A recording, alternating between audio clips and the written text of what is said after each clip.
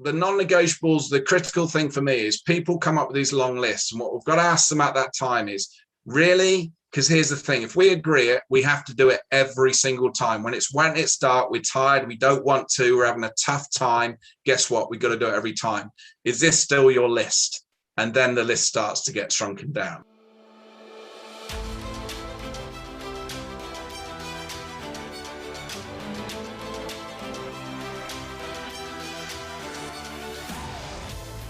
Welcome to the Cutting Edge Coaching Podcast, where we believe coaches are some of the most important teachers and leaders in the world, and they deserve to be supported. I'm your host, Luke Gromer, and every week we're bringing you conversations with coaches, experts, and leaders from across sports that will help you get better at teaching and leading so that you can develop high-performing teams and high-character people. Coaches, welcome back to part 2 of my conversation with Mark Bennett of PDS Coaching. If you haven't listened to part 1 yet, I'd highly recommend you do so before listening to this episode. It'll provide a lot of helpful context for this conversation. Mark is a former British commando and senior instructor within the Army Physical Training Corps, who served 22 years before turning down promotion in order to leave the services and pursue his passion full-time. During his military career, Mark was the senior instructor running the Commando Training Wing and was the first person to redesign the preparatory training to focus on developing mental robustness within soldiers to increase the pass rate on one of the toughest courses in the British Army. Mark works as a consultant, trainer, mentor, and coach to various corporations, professional and national sport organizations, teams, and universities around the world, as well as schools and community sports, to help transform the leadership capabilities of every manager, coach, and teacher that he comes in contact with. Over the last 3 decades, Mark has worked with over 30 sports at all levels and age groups, from grassroots to professional and international teams. He has also supported national sports organizations and global businesses to embed robust cultures that improve wellness, productivity, and performance. In part 2 of this conversation, we talk about how to establish and uphold your non-negotiable behaviors, the importance of managing our own state, and why we all need a lighthouse. If you enjoy the episode and want to grab a copy of the podcast notes, just go to cuttingedgecoach.com/podcast or click the link in the show details to download a free PDF of notes from this episode or any episode. And last week, we had over 30 coaches attend our coaching Zoom with Doug Lemov and Stu Singer on getting tactics, technique, and psychology to transfer. It was an awesome session, and I'll be sharing a clip from it on the podcast soon. But if you'd like to purchase access to the full replay, check out the link in the show details to get access. And finally, if you're interested in learning more about what we offer coaches, go to cuttingedgecoach.com or just check out the links in the show details. Now to part 2 of my conversation with Mark Bennett. Enjoy the episode. You mentioned this earlier, and I want to hear a little bit more about it because I think a lot of coaches talk about non-negotiable behaviors, but I'd love for you to share, when you work with coaches, how are they developing non-negotiable behaviors? What are those non-negotiable behaviors often? And maybe kind of what you just talked about earlier as far as the scanning for those things within a session first. Yeah, so think about non-negotiables are those elements that we go, look, we're going to do every single time. We must do them. It's not a skill base, so we have the skill to do it. It's an attitudinal behavior base that we've got to be proactive to do it. So let's give you an example that's fresh. So I've just finished 4 days with Wales lacrosse. Tons of players, different age groups, a whole host of different coaches of experience, some players moving into coaching, some with 20 years coaching experience. So basically, I was there to coach them, to mentor the coaches and the athletes. And so the first thing we did is I baselined. And when I talk about baseline, with no interventions, I just see what's going on. And I'm seeing what's going on from when they turn up on the pitch, what they do before they get on the pitch, what they do before the warm-up. Is their jewelry off? Is it on? How committed are they to the warm-up? Do they have their equipment? Who's engaging with who? Just things like that, the fundamentals. So with them, it was obvious that actually they were reliant on coaches to remind them on the things they should be doing. And actually, they were late on things. They weren't ready. So their non-negotiable, we agreed, was be ready. But they're just words. So we had to agree, what does that look like? So that would be simple things like if we're saying we're starting the warm-up at 9, you don't get onto the pitch by 9. You have to work out how long does it take you to make sure your water's high, your bottles are filled up, you're all together, you haven't left anyone in the rooms, because they were obviously staying overnights on these camps. If they're away, they're going to text someone that they've worked out. You're normally late, you normally forget your trainers. Sarah, don't forget your trainers. That's up to 1 and 2. We want Sarah to remember at 1, but it's the peers, not the coaches. Then when they come, how long do you need to get together, all of you, to make sure everyone's jewelry's off, or you got your plasters on the jewelry, your feet are done, your footwear's on, your kit's ready. So at 9 o'clock, you're all lined up on the line, and I call it beat the coach. You're there, you're ready before the coach. And in fact, do you understand the warm-up where you don't need the coach to run the warm-up? You can start the warm-up with commitment yourselves. So we went through every element about be ready. And then they agreed it, and this is really important. They have to agree it, and they have to know what it looks like. There's no gray area. And then we scan for it. So I had to load the coaches and say, right, do not remind them now. We cannot remind it, because every time we remind them, what they're doing is they're starting to rely on us. So we can't check success. And secondly, we're not developing success. We're developing reliant on coach. So next day, I just get the coaches that get out a little early and don't say anything. Just, do your little social chit chats, but you're scanning for who's turning up, check your clock, who's doing what, any changes in behavior. Maybe it may not be there yet the first time, but we're looking at positive shifts in behavior. How's 1 working at 1? Are they self-managing? At 2, if they see someone a bit late, are they running back to get them? Are they saying, hang on, look at your necklace you still got on? That's the 2 stuff. And we're scanning. Now, second day, the team I was scanning was unacceptable. So there was 3 still had jewelry on, a necklace. They were there, but they were there at 9, but they were sat on the floor. So this is what they're used to. So I can't yet get angry. And my principle is I should never get angry, because I've got to manage my state to be effective in my style of communication, what I'm saying. But I had a heavy conversation with them, and I use that 3 Fs. I didn't come up with the 3 Fs right away. It was ex-military, physical training instructors, firm, fair, and friendly. So all I said, look, remind me what we agreed. Remind me what be ready was here. And you could tell they were coming from schools that when a teacher talks to them in a this isn't good enough kind of way, in their perception, they just say nothing. Even if it's a question, why were you late? They're not allowed to answer. It's not like, I'm not looking for an answer. So I wasn't getting much back from them. So I had to keep delving and says, remind me what you said about the jewelry. Remind me what you said about be ready. What strategy did you put in place? And there were still 3 with jewelry on. And even then they weren't taking it off. So I had to go, so what's your name? Is that jewelry? Is that allowed? And they're going, oh no. Is this allowed, coach? Now they knew, but it was a case of, just for clarity, no, it's not. So we're eliminating all the grays in a patient, firm, friendly manner. Oh, I forgot my plaster. I haven't got a plaster. Okay, so what do you need to do to be ready next time? Have the plaster. Has anyone got a plaster? They can help here. So it got to a point then we're having that discussion. Said, look, it would be wrong of me not to have this conversation, because I'm not honoring then my part of this agreement, which is me at 3. So I have to do this. I don't want to do it, but it's the right thing to do. So I'm going to reset now. So this was about 10 past 9 by the time I finished the conversation.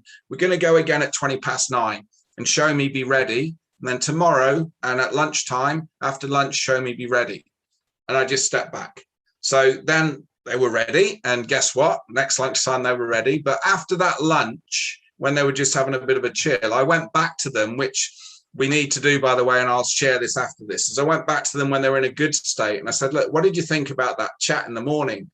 Because I can sense, you don't like those chats. And they said, no, you were right. You're absolutely right. It was the right thing to do. So I'm getting what I call the cold review reflection, that them saying, no, thanks. We needed that, coach. And then throughout the rest of the camp, they were ready. So there's a few things there. One is, and I'll just use that as one example, we've got to go for what that looks like in each key element, the critical, is we made sure everyone saw the value in it. We pre-agreed it. What does it look like? And then we're scanning straight away. We're not reminding, we're scanning. And then we're looking at 1 and 2. If that's unsuccessful, now I have to step in at 3. Remind me what we agreed. I don't remind them. And then I work through it to say, right, what do we need to do to be successful next time? And I scan for it every single time. And this is the being relentless and patient to change the behaviors.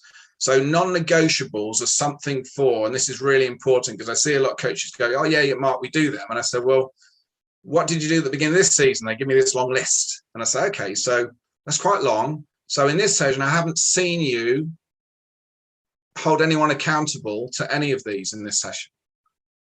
And they hadn't. And they go, oh, I hadn't really thought about that. So what you're allowing to do, I use the term, you're allowing the puppy to poo on the carpet, basically. So you've said something, you want to shift behavior, but you're inconsistent with taking a puppy outside if they do poo or pee. Wait for the puppy to have the poo or pee in the grass and have a positive reinforcement play consistently every time for the puppy to work out, I poo and pee outside. So what you're doing is you're doing it a couple of times and you want to watch the end of a soap and you're letting the puppy poo on the carpet. So you're never going to shift behavior. So are you managing your state? Are you scanning for it? Are you ready, the ideal state, to put the intervention in once you've looked for 1 and 2? So it's the non-negotiables. The critical thing for me is people come up with these long lists. And what we've got to ask them at that time is, really? Because here's the thing. If we agree it, we have to do it every single time. When it's dark, we're tired, we don't want to, we're having a tough time. Guess what? We've got to do it every time.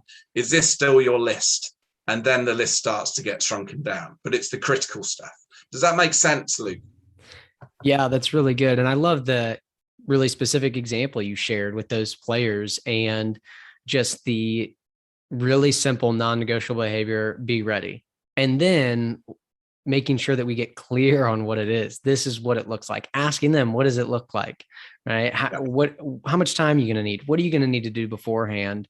I think that's really powerful. And then, like you said, that cold review reflection to go back to them later and say, hey, tell me about this conversation for you. And that, again, I think, like you said, is something where as coaches, we often neglect to do that. And I think that's really, really important, not only to have them reflect, but to maintain that relationship, because you may go back to them and they may say, yeah, coach, that really irritated me. It really hurt me. And hopefully if that's the case, you can have a conversation about it that can restore, rebuild the relationship. And the reality is, as coaches, we're not always going to intervene perfectly. Like we may have stepped in to do an intervention and we didn't do it well, or we were rude in how we communicated, we were sarcastic, whatever. And if we don't do that reflection with them after, we may never realize it. And so I think there's just a ton of power in doing that. And I'd love for you to talk a little bit more about coaches managing their states. I think that kind of segues well into that. And in that story that you shared, a couple of things that jumped out to me is you didn't get angry at them. You didn't punish them. You asked questions. You listened. You were clear. Hey, remind me of what this was. So I'd love if you just talked about the importance of coaches managing their own state. So before I do, there's one other thing linked to what we just discussed there, Luke, is the other thing that we have to do. And I'll give you an example of what happened in that same scenario is the warm-up, everything was better after lunch. So intensely, they're on the line, they were doing it themselves. And every day afterwards, they were doing the warm-up themselves. They weren't waiting for coach. And the equality was better. So as soon as I saw that positive shift, as soon as they completed it, I made sure, and the coaches as well, I said, look, this is awesome. This is the best I've seen you do it. This is a huge impact. So awesome, fist punch, whatever it is you're going to do. Because what we need to do is we have to recognize progress. We have to do that positive recognition, not in a, hey, well done way. It needs to name specific what it is, what I've noticed. And we need both. And this is the balance of great coaching mastery, is the things we spoke about, some of them, like you've just mentioned there, the importance of hold them accountable to what you agreed, so on your side. Do your cold review afterwards with them. Okay, how do you feel about that? To get that closure when they're not in the emotional state. But also when you've seen great progress, when you're seeing positive change, we also need to make that we've recognized that as well, because it's both ways. It's not just only taught when you're unhappy about something. So that, I think that's really important for coaches to recognize. And going back to that as another example, I think it's important for people listening, is it may be your non-negotiable is that on court, in practice, on pitch, on practice, and in matches, every coach will follow through on the 3 A's. That could be a non-negotiable because you've found that's what's impacting you in games. When players reach out to players in tactical, or in behavioral, coaches aren't acknowledging and acting. We're not seeing the 3A. So obviously we can't see the internally accepting, but we'll see the acknowledge and act. So if the coach agrees, look, if I see that on the court or the pitch at any time, so look at basketball, for example, if I see it on the court and I'm giving you an opportunity and you don't, I'm going to sub you, because that's a non-negotiable for us.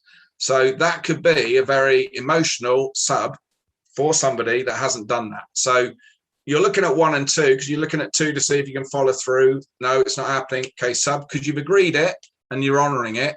And in that hot review moment, that player might be all over the place. Remind me what we agreed. Oh yeah, but. And then afterwards, when it's cooled down, you've got to go back to it and says, okay, so how do you think that went? And they might be going, yeah, but I said, well, remind me what we agreed.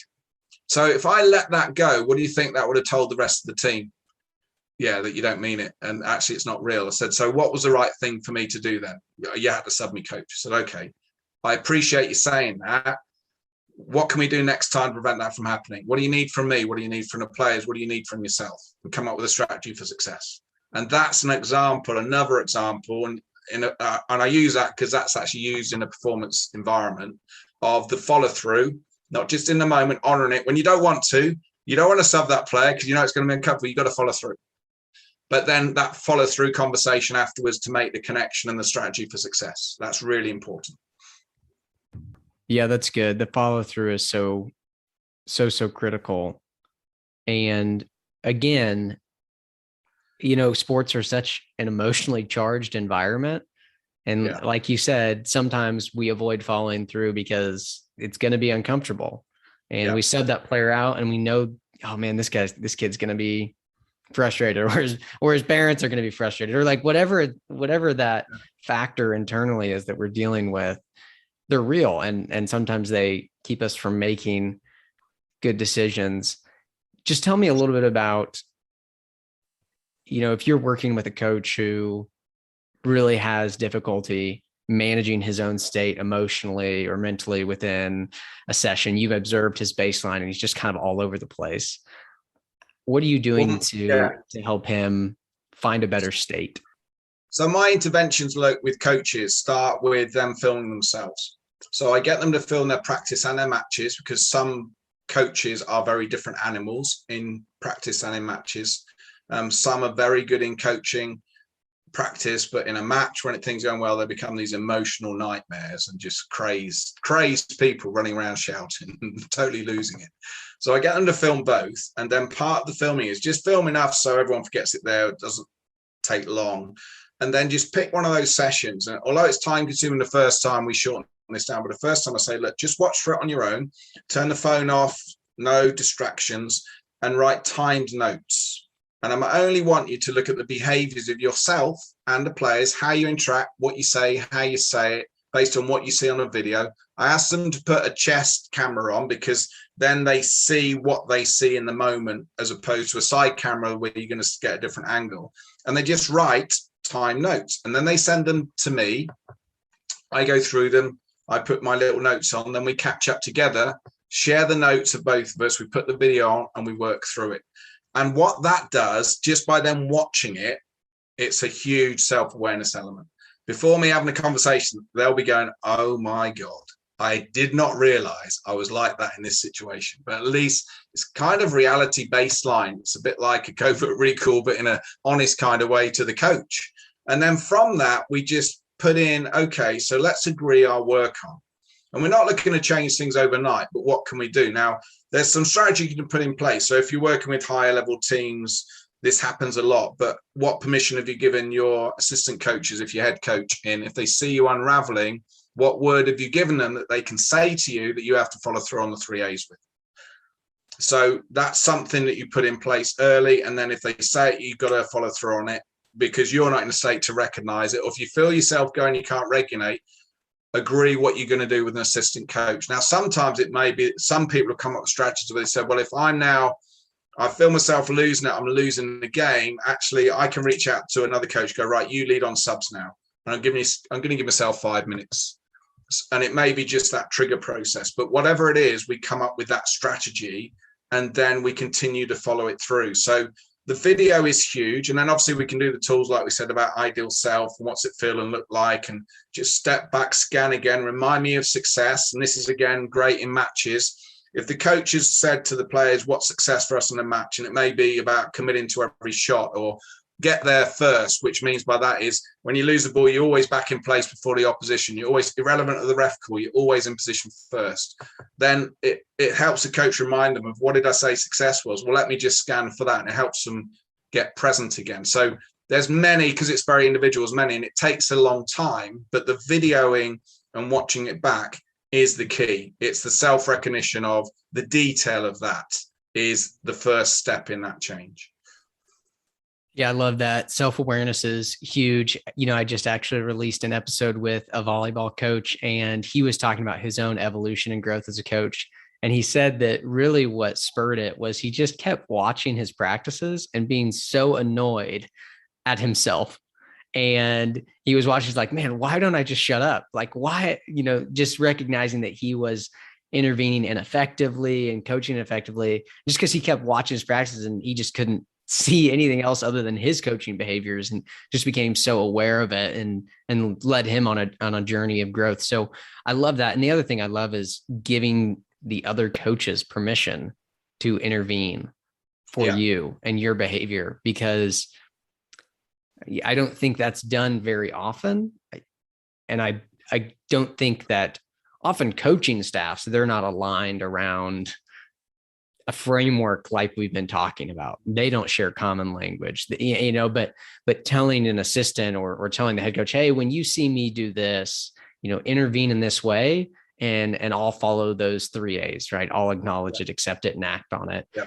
That's huge, because often we do need something outside of ourselves to just bring us back into a present moment. We're often just so unaware. We don't see what we don't see. We have blind spots, and we need someone else to point it out. So I love what you shared there about all of those things. I think they're so important. Yeah. The other thing with that, Luke, is when they go through this training with me in this, which I call need-centered approach, is once they start to get their head around and live it, not just understand it in their head, but live it in practice, in the process of performance as a behavior, not an outcome. Am I scanning for the facilitators in behavior that's impacting on the choice execution, that's impacting on the score line, irrelevant of the variables? We may just have a better team, So, but what we're saying is, I'm not getting caught up in the score line now. I'm not getting caught up on why they're making that choice.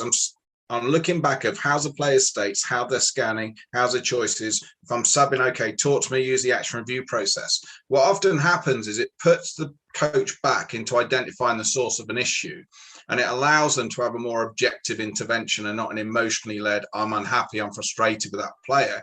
Because now we're looking at that player and we might go, state's poor, well, my intervention's at state. Or it may be they're not scanning, they're starting to track the ball because they've missed a few balls, they're starting to try and chase back now, they're not present now, they're not scanning, right, my intervention is to get them present again, back on scanning. So it's given them a sequence to identify the source of an issue and not just look at the outcome and get wound up because the outcome isn't what their interpretation in their head of what they expect is. And that's a big game changer for many coaches. Yeah, absolutely. And again, having that success criteria is the only way that we can do that, right? We know what we're observing for, and then we observe, we scan carefully. And like you said, that's a hard adjustment for a lot of coaches, especially when the archetype of what a coach is someone that is often, constantly shouting out or saying everything that they're seeing, but it hinders learning. And it's just, it's not very effective to do. And so I love what you said there. So important for us to embrace those things in our coaching. One of the last main question I have for you, and then I've got a couple of rapid fire questions. I'd love if maybe we could just wrap up the conversation talking about the concept of having a lighthouse. And I think it kind of puts a nice bow on this. What is it, and why is it so important for coaches? And maybe how can we establish a lighthouse for ourselves and with our team? Yeah, so a lot of the time in coaching, we are either forced by a governing body to cover a certain amount of tech content in each phase of the season, whatever. And often we just design our own. And we're so caught up in, I want them to be able to know these tactics and blah, blah, blah. We forget what we're working towards and referencing back on what we're working towards. And when I say what we're working towards, not a goal, but actually what it looks and sounds like. So the lighthouse for me, and I call it a lighthouse because, you know, if you look at ships, the lighthouse doesn't move. It's your one guarantee of reference. Your sat nav can go down, your electrics goes down. You can still trust the lighthouse, and you navigate from the lighthouse. You navigate to safety. You navigate away from danger. You navigate to success around the reference of the lighthouse. So the lighthouse is establishing what is your team looking and sounding like before the match, coming into the match, how they interact in the match, halftime, afterwards, live decision-making, managing state, making great choices, relentless, committing without fear, adapting live, interacting, getting the best out of each other. What does that look and sound like? And then ask yourself with a coach, what does a coach in that game and match look like? What's the ideal?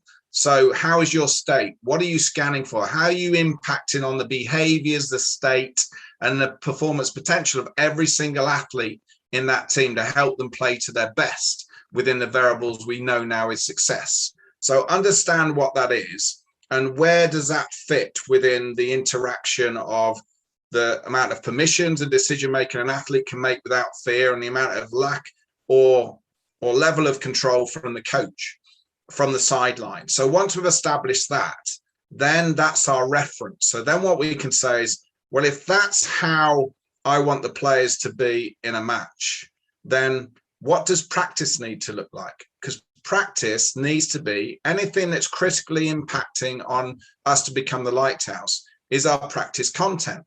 Now, importantly, once we've established that, we need to make sure the players see it and connect with that. Now, you can obviously, using the skills, you can get players to say the same things and ask the question for detail. Now, you know, we want to be able to make great decisions, coach without fear, commit, be relentless, great skills, back each other, irrelevant of the scoreline, all this stuff. And the players are all saying this. And you go, great, I agree. You haven't mentioned me in the match. You go, oh, no, we need to be able to do this ourselves, coach. And so what do? I said, well, you can see some tactical things we may not. You're obviously subbing, you're helping us getting ready, all these things, you're helping us. Great, I agree. So if that's how we want to play, if that's our lighthouse, what do we need to do differently in practice? What do I need to do differently in practice to now? And what do you need to do differently? So that's when we get into players say, well, you can't keep reminding us, coach, you can't keep telling us what to do. You need to give us time to figure it out. And we've got to learn to understand each other and back each other. So we start putting the detail on what does practice need to look like and what do we need to do differently in order to become the lighthouse.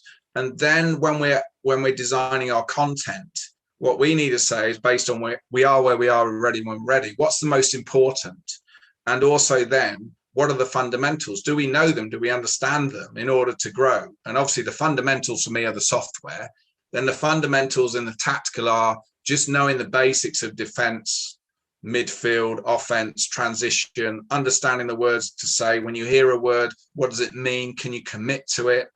All the basics. That then helps you understand how to develop the best session, and then using the covert recalls, everything. We need to know if we're learning and understanding to grow and understand. If I'm not developing the people alongside the technical tactical, developing me as a coach and my coaching team who's scanning for the behaviors, who's helping me in practice to help me in matches, then actually all we're doing is we're kind of going through a bit of a grayness. There's no clarity.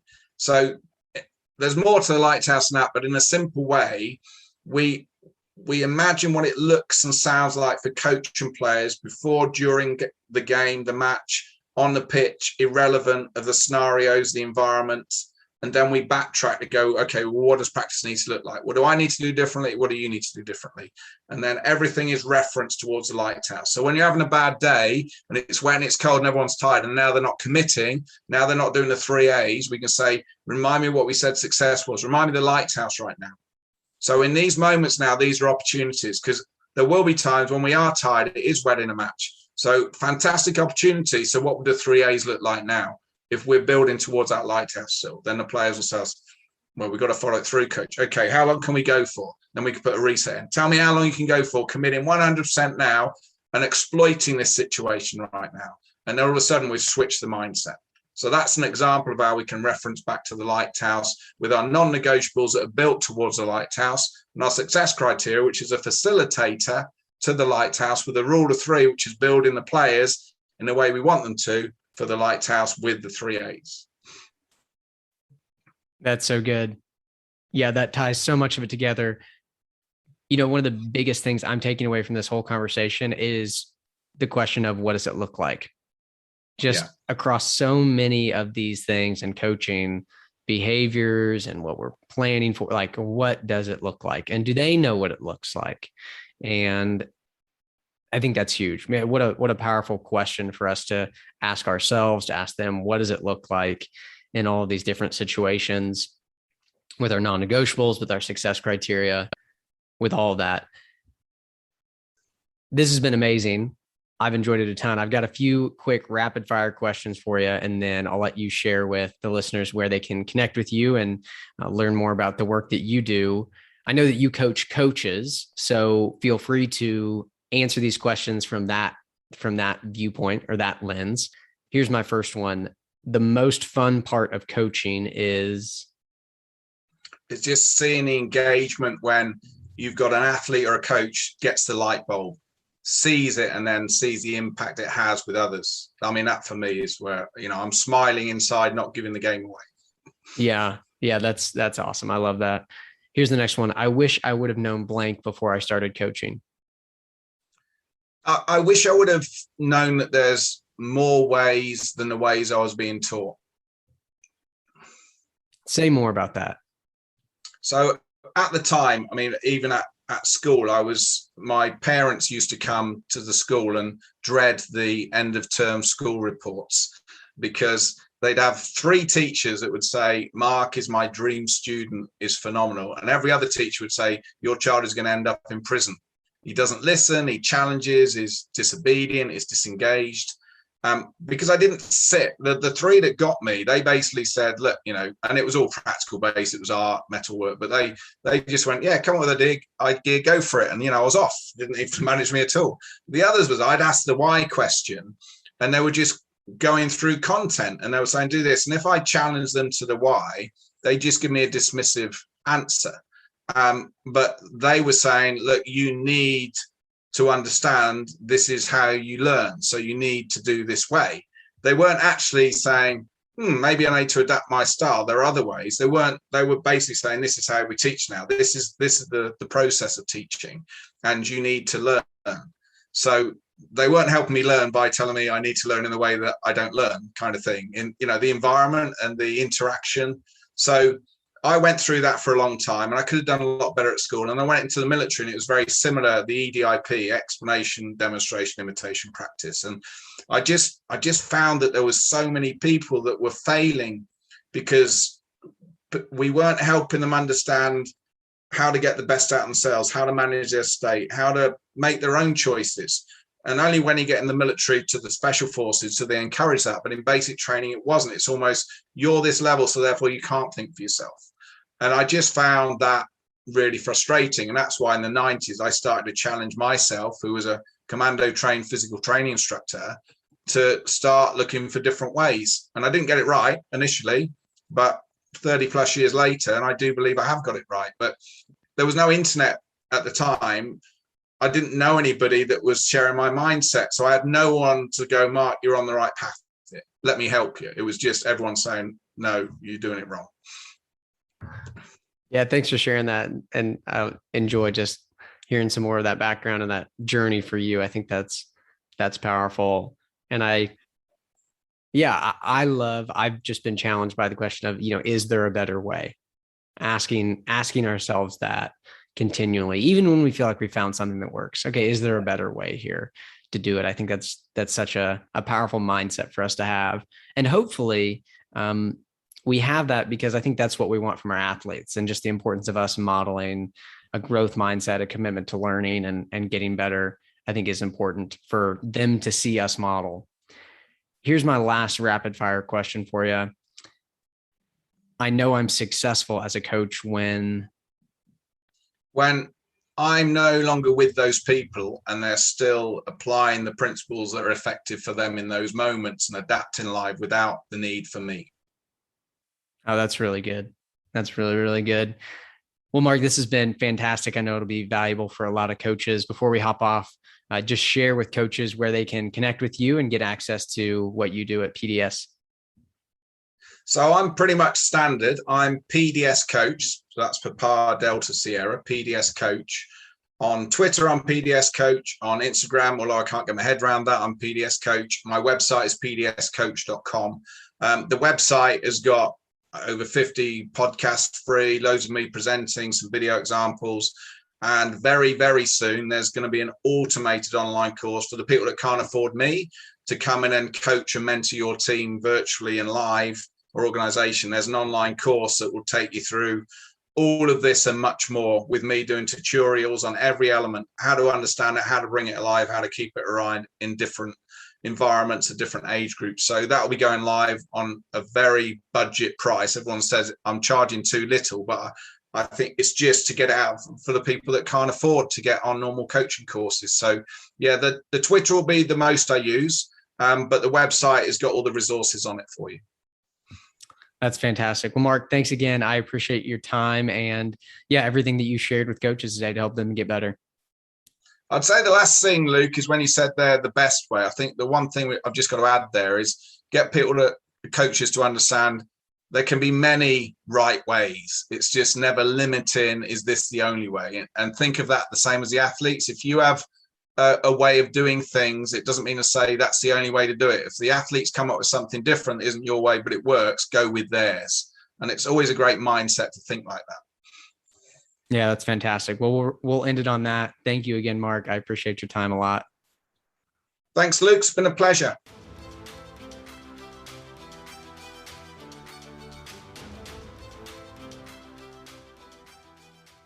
Coaches, thanks for listening to this episode, and thanks again to Mark for joining me. As always, if you enjoyed the episode and you want to grab a copy of the free podcast notes, go to cuttingedgecoach.com/podcast. I've got 2 big takeaways from this episode with Mark.